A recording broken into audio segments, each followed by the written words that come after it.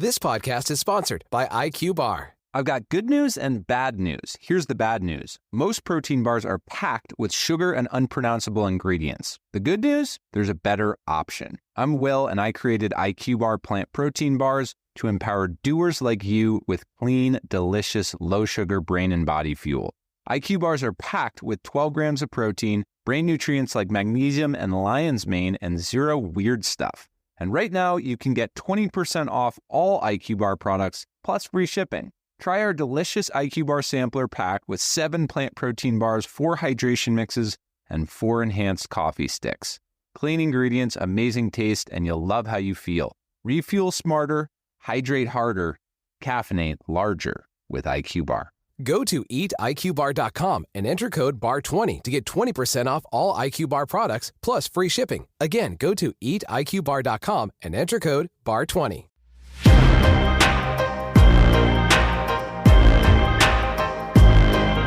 Welcome, everyone, to another episode of Streamed and Screened, an entertainment podcast about movies and TV from Lee Enterprises.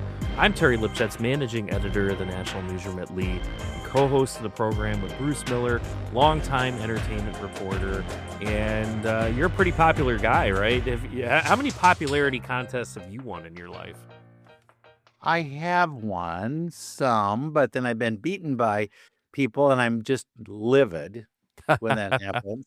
Yeah. But we do in Sioux City, we do a Reader's Choice kind of thing. And I have won Best Sioux-lebrity. How do you like that one? Ooh. Before, and then gotten beaten by TV people, which is like, oh no, stick a knife in me and twist it, right? But those days are past, and I don't need that anymore. But at the time, it's very important. So popularity contests, isn't that all? If you think of the musical Wicked, Yeah. she sings popular, and she says that's what politics is. It isn't that you're better; it's that you're popular. Right. And now there's a movie, a TV movie that addresses popularity in high schools. Now, haven't we seen this like a million times? Right. But this script was one of those ones every year they publish a list of the best unmade movies. And this was one of the ones that made that list. And finally somebody said, let's throw some money at it. Let's do it. And it is a very kind of telling, interesting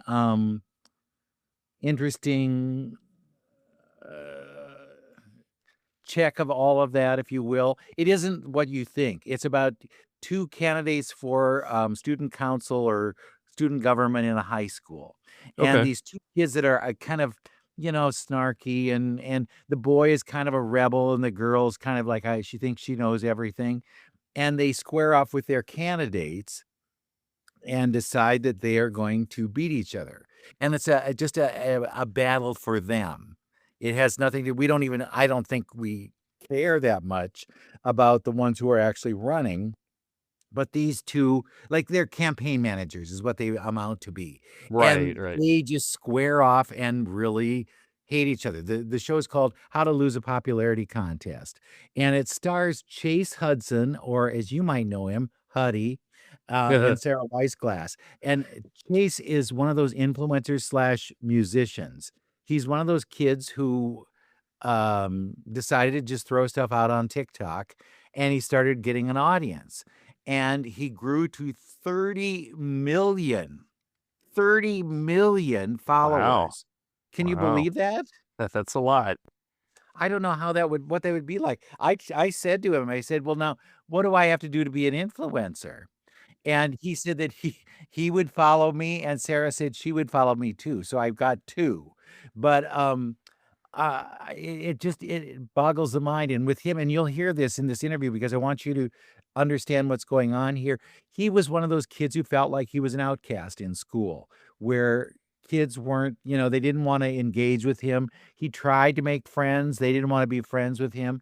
And he thought, what can I do? And so he just focused on music, focused on his social media, and started getting this following. And it's, for me, I've never seen that as a career move for anybody because I think it's too iffy. Mm-hmm. But for these young people, and they can be very successful. I mean, 30 million. He got record contracts. He Yeah. got other kinds of endorsement deals. And what's interesting is that's his path to acting. Now, Sarah's is one where she started as a kid, as a really small child, doing commercials and whatnot, and then started getting TV work and movies. And she was in a couple of Degrassi series, if you remember Degrassi High. And now Okay. she's in a series called Ginny and Georgia on Netflix. And so she's taken a more traditional route to all of this, but she doesn't badmouth the idea of using social media as a way to get there, even though in Hollywood it's a big controversy that somehow you need to have so many followers before they'll even look at you for an audition. So, it sees what happened. But the young boy does a great job of acting in this. And it's called How to Lose a Popularity Contest. Chase and Sarah are the two. Here's my talk with them. I think you might enjoy it. What were you two like in high school? Right out of the gate. Right out the gate. I'll let you take this one first. I was very artistic. I really loved film. I loved working with other people. I loved teamwork. Kind of steered clear of sports just because I wasn't always at school. I was usually working, so I wasn't there that much. But when I was there, I just really loved learning about all the different arts and being funny. That's what I was in high school. I was different year by year. Like freshman year, I wanted to fit in. I wanted to be cool. I wanted to have a laugh with everybody. And I really put myself out there freshman year. But I was also pursuing the arts and social media all at the same time. And I really got into it heavy and started to gain popularity in sophomore year, more so online and less at school. People actually really kind of turned on me at school and thought I was a little bit of a loser. So I felt like more of an outcast. And I just started listening to music, and that really just like changed my life. Also made me depressed. But I like sophomore year, I was headphones in, like hoodie up, and I would just kind of sleep and listen to music. And sophomore year, and it led to me moving to online school and just kind of like pursuing my dreams. And I was so much happier then. But like freshman to sophomore year days, two different people. Well, today we hear a lot of young people who want to be influencers. I mean, that's a career goal for them. But is it a career goal? Can you really say I want to be an influencer or not? I mean, absolutely. I think you can be whatever you want to be in life. But doesn't that take a lot of work? Yeah, wasn't that good? Of course. I mean, But everything can take. everything takes a lot of work, Yeah. and everything's hard, but you just got to pick your heart. Yeah, I mean, you can either take it really seriously, or like, I mean, there's ways to go about being on social media, or you can just kind of like set your phone up and like figure it out. Like it can be low effort or super high effort, but it also depends on how consistent you are and how active you are in your own community. Yeah, I don't think I could feed the beast as often as I think you need to. And that would be my problem with the whole thing. I would watch your TikTok, Bruce. Would you? Right there, Bruce. I would. The old timer. Got a fan. Okay, there's Wait, one. two? I've got one. There are two. Two. When you two play each other, when you go at each other, how brutal could you be? What, when we Imitate each other. There's that scene where you. Oh, We could get worse. I don't want to hurt his feelings. Not in real Yeah. life. I couldn't do that. No, I mean, are we talking about real life or in like the character and how deep we can go there? I think he was like, Oh, like us in real life? yeah. Oh, we can imitate each other for sure. Yeah, we can pick So each you other up. can be brutal. It's all right. Oh, yeah. We don't take each other seriously in the slightest. Yeah. What? Oh, that's fun. Well, I looked at it and thought, wow, they're going there. They're going there. But what the heck? Did they name her Max because of your relationship with the other show? I don't No. think so. No. However, funnily enough, the first 3 seasons of Ginny and Georgia, when I was on set, I called her Maxi Pad. Like, I'd be like, returning Wow. a good old Maxi Pad, which is where the Max It was nickname yeah. comes. So it really does feel full circle a little bit. It But does. Okay, so where can they take this? Can it go to a second film? Can we see more of them? Because We Oh hope yeah. so. Oh, it could go 2, 3, We 4. talked about it so much because we loved making it and loved the people we worked with. Yeah. Aiden, Lillian, Janelle, like everyone. It was just so much fun. And so we constantly were going up to the producers and being like, Make a second can one. you make a second one? And when? Start writing it That's now. Oh, well, Chase, how is it then being an actor? I mean, she studied acting. You Mhm. kind of became an actor. Yeah. How difficult is that? Is it tough work? Of course, I think if you're stepping into this lane, you have to take it very seriously. And given that they gave me a proper amount of time to really understand my character and like practice these lines, I had a like proper amount of time to really prepare for this role, and I took it very seriously, and I knew what was at stake, and I wanted to make sure that I killed enough just for myself, but for everyone involved in the movie and for the fans out there watching. And it's like, hey, don't screw this up for everybody else, you know? So I made sure that I took it as serious as I could. Well, congratulations. You did a good job. I'm counting on you two now being my followers because I'll be an influencer. I love that for you, Bruce. I love I'm right there. I'm watching everything. Thank you so much. Have a good one. you too. Whether you're walking barefoot in the snow, escaping for a walk on your lunch break, or trekking halfway across the world for a lush view, it feels good when we unplug and connect to our simpler side. If only our everyday nutrition were that simple. It's time to simplify your wellness routine with Kachava. Getting the nutrition we need from that graveyard of supplements in our cupboards is often overcomplicated. Just 2 scoops of Kachava's all-in-one nutrition shake, and you've got 25 grams of protein, 6 grams of fiber, greens, adaptogens, and so much more. Plus, it actually tastes delicious. No fillers, no nonsense. Just the good stuff your body craves. So instead of adding to your backstock of supplements that overpromise and underdeliver, keep it simple with just 2 scoops that have the highest quality ingredients. Simplify your nutrition at Kachava.com and use code FITNESS. New customers get $20 off an order of 2 bags or more, now through January 31st. That's Kachava, Kachava.com, code FITNESS. Thanks, Bruce, for that interview. You know, these popularity type of movies. I mean, this is, as you said, there's just a long line of these in cinema the last 30, 40 years or so. I mean, you look back, films like Napoleon Dynamite, Right. like Can't Buy Me Love with Patrick Dempsey, and then you have like just a long line of them, of those John Hughes films, like Weird Science, The All Breakfast the 80s, Club, yeah. And yeah, there's always Pretty in an Pink, outcast some who, Kind of yeah. Wonderful, yeah, exactly.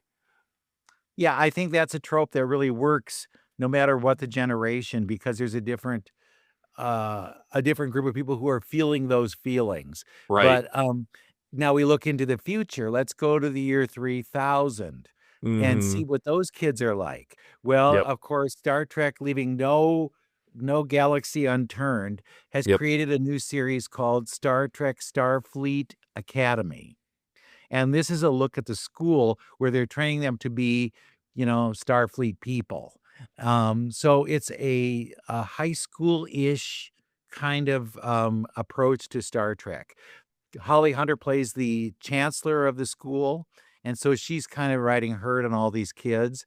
And then we have Paul Giamatti as a pirate, a space pirate, who Okay. checks in and every now and then. But they've got Robert Picardo, if you remember him, he was in, I think, Star Trek Voyager. He's been in several Star Trek iterations as the AI version, or a hologram, I think in some of those years it was called, of a doctor. And so he's the medical personnel there. But in this one, he's older looking, and they say, well, that's just because it was upgrades on the computer. And it makes them look older so they don't feel like they're out of it. Yeah. They also talk about him swearing for the first time. And he said there were a lot of people who were very upset when they heard that the doctor was going to swear. And he said, well, you have to keep pace with the young people. And if they do call him on it and say he's swearing, he says, I didn't say that. And it just kind of disappears. But you will hear profanity in this new one, and you'll see different kinds of characters you've never seen before. The Okay. set looks really gorgeous. It's big, but Holly Hunter is an interesting choice because she can be commanding, but it's very much like broadcast news where she's kind of barking orders, and then she becomes very kind of bohemian and hippie in other areas, and you go, huh, interesting. But Yeah. yeah, so that's new this week. It starts. And I think it'll do well. It's, they're looking for another market that they're trying to mine. And I think Right. if they do get the young people in and they start watching through this, they will maybe want to check out all the other ones. Yeah. Star Trek is such a fascinating franchise to me. Are you a Trekkie or a I am Trekker? not. I You am are not. not. Yeah, No. it's one of those franchises, like, I watched a lot of the original series on reruns, in the early 80s. Um, I've seen all the movies, so, like, every Star Right. Trek movie from the motion picture when they reunited the original cast, including the ones where they kinda brought in the Next Generation cast. I've seen all of them. I saw the reboots that were done. Um, as far as the TV series go, like, I don't know, there's been a lot of them. I've seen a lot of episodes of the Next Generation, but I never watched every single one. I've seen episodes of Deep Space Nine, but I didn't watch every one. I watched a little bit of Voyager here and there. It's really like, I know for some people that are really into the series, into the franchise, they're diehards. They're gonna watch everything and eat it up. But I start to wonder with this, like, is there too much? Like, at some point, can you do too many things, or is this just something where, every few years you do another show, you get 2 to 4 seasons out of it, maybe 5, and then move on, take a little break, and then come up with something? But it'll be interesting to see how this one does, how it resonates with fans, and whether or not they accept it or reject it. Yeah, I think they're playing to a different audience, which is one new thing. But compared to Star Wars, where Star Wars was kind of if you will, this is my take on it. I'm not a Trekker or a Star Wars person. Um, but I think Star Trek is a more hopeful world where Yeah. things are kind of brighter and glossier and it's possible, but they get, traumas that come in their way. Whereas we're kind of under the realm of Darth Vader and kind of everything seems gloomy in Star Wars. Yeah. And so I think that's the difference between the two, but both of them are trying to mind the horse a little too much. Look at Right. look at how many things we've seen with Star Wars where you think that they didn't need to do that one. And maybe Right. that's with this too. Maybe they don't need to do that, but they usually try to keep something fresh going with Star Trek at all times. I think Yeah. it's like a factory. We've Right. got to come up with something now to make sure that we keep it going, or else we're out of luck. Yeah, and I do think, and this is kind of, I think, where the franchise is with Star Wars also. Um, as the actors age for all of these different franchises, so you take like Star Wars, where it's kind of sputtered back and forth, where, it's done well with certain things like The Mandalorian. Some of the other series haven't resonated as well, but they seem to be heading into a direction where they're needing to kind of, I guess, move away from the original cast, and for good reason. Like, Carrie Fisher has died.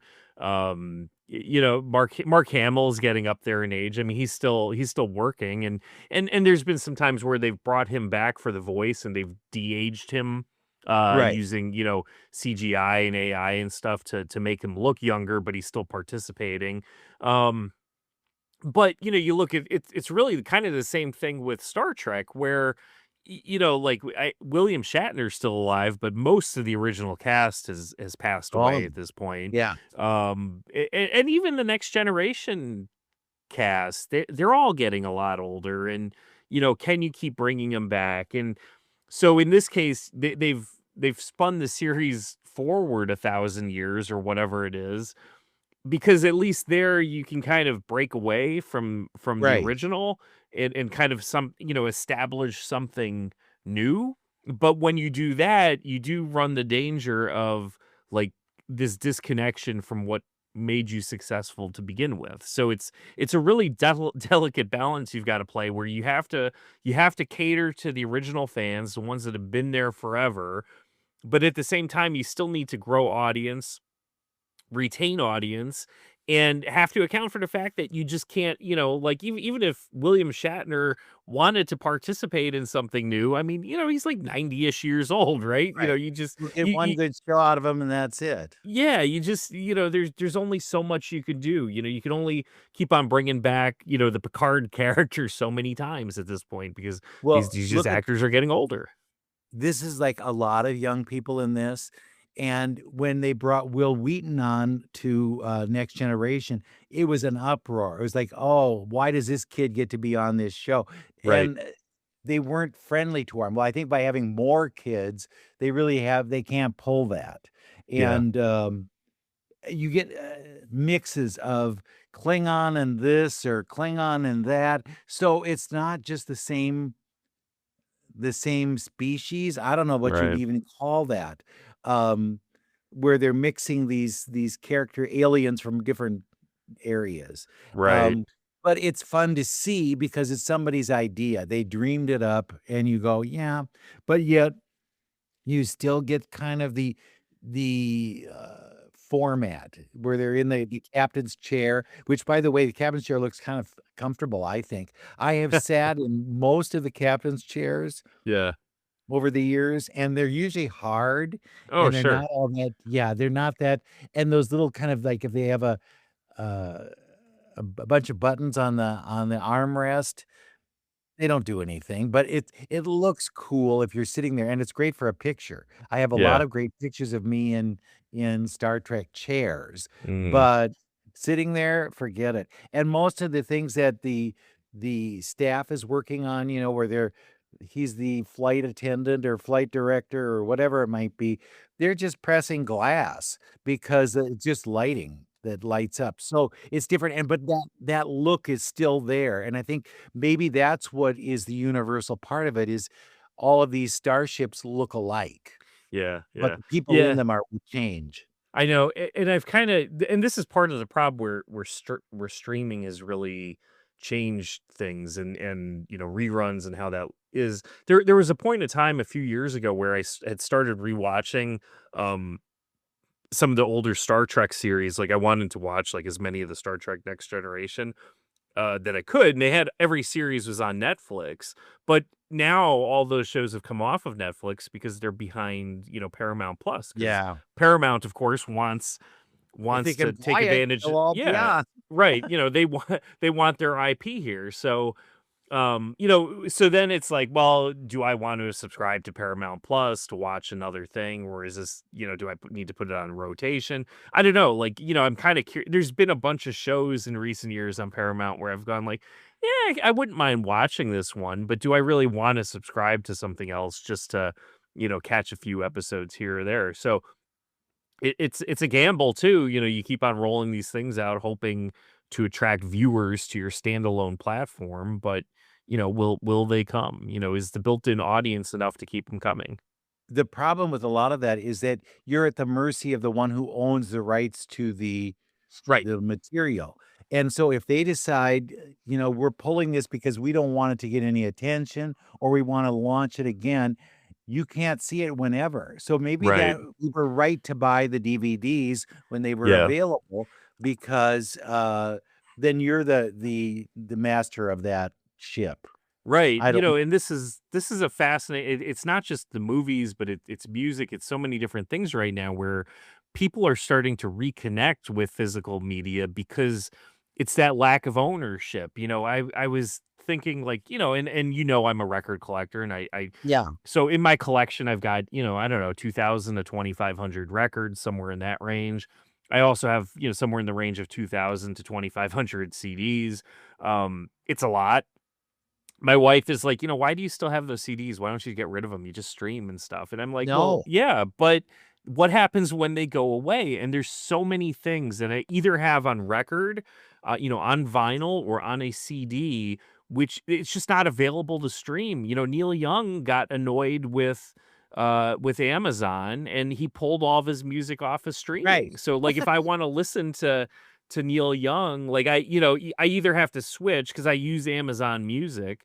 So I either have to dump Amazon Music and then find a platform that he's on. I'm not even sure if he's on Spotify right now, or I have to listen to my CDs or records. And I, we're kind of changing direction now where like it's kind of annoying if if you purchase something like digital tracks, or you bought a digital movie and then all of a sudden that platform pulls it because they lost the rights to it, Not it's good. vanished. You don't own it anymore. You do not, like, people think like, hey, I'm going to purchase the digital copy of this movie. I'm going to purchase the digital tracks from I'll this have it album. forever.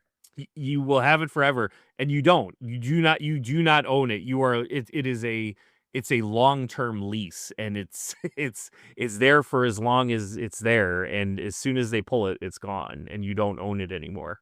And we thought as they improve the quality of the recording or whatever, that the old ones would look bad or the old Right. ones would sound bad. And so we need the latest technology so we get Right. the best and look what happened. Now everybody's going back to vinyl. Yeah, right.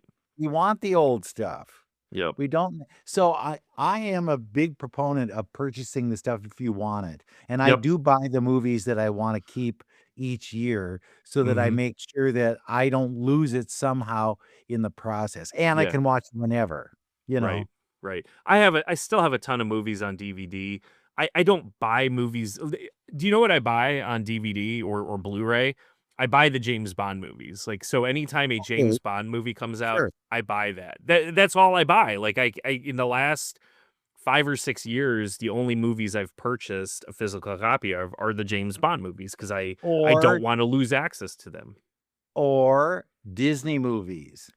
That's a good one too. I don't purchase those, but That's one that absolutely, there's a huge a lot of huge people will get so Yep. that then they plug it in if the grandkids are there and they Yeah. say, well, let's show them this and we're good. And But we were still buying those while the kids were younger. They've gotten older, and we have Disney Plus now, and Disney Plus isn't really going anywhere, I don't think. So right. so we'll have it, but and that's honestly the only reason I don't purchase Star Wars movies anymore, because again, it's on Disney Plus, and if Disney decides to sell the IP of Star Wars, then I might rethink that. But it's yeah, I mean, it's Well, those are can the I give things you we some think good about. news? Yes. At the Disney parks in Florida, they're expanding the Mm, Star Wars area. So there are going nice. to be more rides, more walking around. God knows what planet you're on. Hoth, here we are. Oh, You'll have Florida a could chance, use a Hoth. right? Would that be good? Yeah. But yeah, so I think as long as we have somebody like that owns it, and wouldn't you think that Star Trek would be something they would want to own? You would Maybe. think, yeah, one of these, somebody, It could be a theme park area. You'd love it to walk could. through that and Yeah. trouble with tribbles, and then you go in a room and a bunch of Beam tribbles me up. attack you. Yep.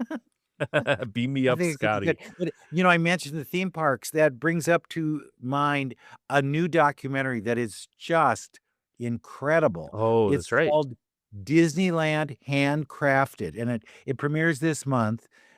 It was a documentary produced by Leslie Iwerks. Her relative Ub Iwerks was actually the person credited with creating Mickey Mouse. He came up with the drawings and all that. And so in the history of the Disney company, Walt didn't necessarily create Mickey Mouse because Mhm. he had these other people to help. But Leslie does this thing on the creation of Disneyland. And it's remarkable because she was given access to all the archives at the Disney studios, and it shows how they went about just clearing the orange fields. And they said it was so far away, nobody would come to it. They thought this was like just the worst thing. We're going near Anaheim. Who wants to come there to see this thing? And they weren't sure what it was going to be like because Coney Island was kind of the standard for everybody to compare with. And Walt didn't want Coney Island. Walt wanted something a little better. And when he started talking about attractions or rides or whatever, he didn't want the regular things that you would see at every place. It wasn't just a Ferris wheel. It wasn't just, he wanted things that were a little more unique to what he was building. And he Yeah. would throw out these ideas, and then he'd tell his people who worked at the studio, I need to know what this looks like by Sunday. And they would do it. Wow. And you see in this documentary how they went about even just carving and hand painting the ride vehicles. And it's fascinating how much workmanship went into Disneyland at a time when people didn't know what Disneyland was. Yeah. And he set a deadline. He said, we're going to do it. It's going to open in July of 1955. And they said, well, that's impossible, Walt, because we only have like a year to get this done. He said, I don't know. We're going to just do it. And everybody told him he was crazy. But he heard that so many times with everything he did that he just kind of blew it off. And they got close to that July opening date. They were not ready at all for Disneyland to open. And they thought, let's push it to September. We could make it by September. And this one guy in the documentary says, there's no way we wouldn't have made it in September. So it was good that we stuck with July because it forced us to work 12-hour days or more just to get the things done. And they got to the last week and they came to Walt and they were scared to say this, but they said, Walt, you have to make a choice. Do you want water fountains or do you want restrooms? And he said, well, they're not going to pee in the streets. They've got Coke and Pepsi they can buy. Let's go with the restrooms. That's what we need to have done first. So, and when it opened, they didn't have water fountains there. And if you remember a time when we didn't have bottled water or any of those things available to us, that was a crisis. That was like, wait a minute here. And people did complain about those things, but they had to just, cut bait. It was time to get going with Disneyland, and it opened, and it was to this day the template for those kind of theme parks. You see Universal opening up their theme parks, and they're remarkable, but it wouldn't have happened if there hadn't been a Disneyland. Yeah. And so this Disneyland Handcrafted, which you will find on Disney Plus, and it is showing in theaters. I'm assuming that's because they want to enter it as a Documentary Oscar. the next Yeah. year.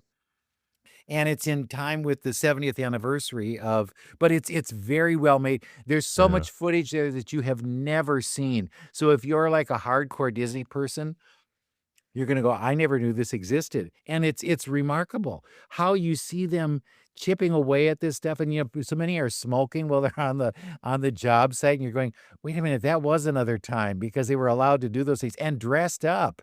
These workers are wearing like what I would consider dress pants while they're building on a ship or whatever it might be. And then they had a problem with the waters of America, where they have the steamboat and the Oh yeah, sure. the Columbia. Every day they would fill the water and they'd come back and it was gone. And they thought, what happened to this water? Well, it was just soaking in because the sand or the ground that they had was very sandy. And so they had to try and figure out a way to preserve it, like making a swimming pool, basically, that would hold the water so they could put the vehicles in it. But yeah, it's remarkable. And if you have any interest in the Disney parks, you will love to see how they did this. The Main Street, when they show you how they make the buildings, unbelievable. Unbelievable. I was not clued in at all as to how this was done because I thought I knew it all. Yeah. And it's not the same. And so the idea that she got all of this material to turn into a documentary is really a tribute. And I think it says a lot. And it talks about the whole concept of dreaming. Yeah. And, if you dream big enough and you keep at it, you can make that dream come true. Yeah. Yeah. I mean, Walt Disney is such a fascinating figure, innovator. I mean, he obviously was a flawed human being, as many of us are at times, and controversial at times. But What? Harry? No. right. But all that aside, everything that he did as an entertainer, whether it was filmmaking, animation, through just the innovation of the theme park, like, how differently things would be had there never been a Walt Disney. You think about those things, like what how would the world be different, right? If just that one person didn't exist, things would have happened. There probably would have at some point been a place for roller coasters, but it just changes the whole trajectory of like, humanity in a sense, like how we approach vacations and what we do.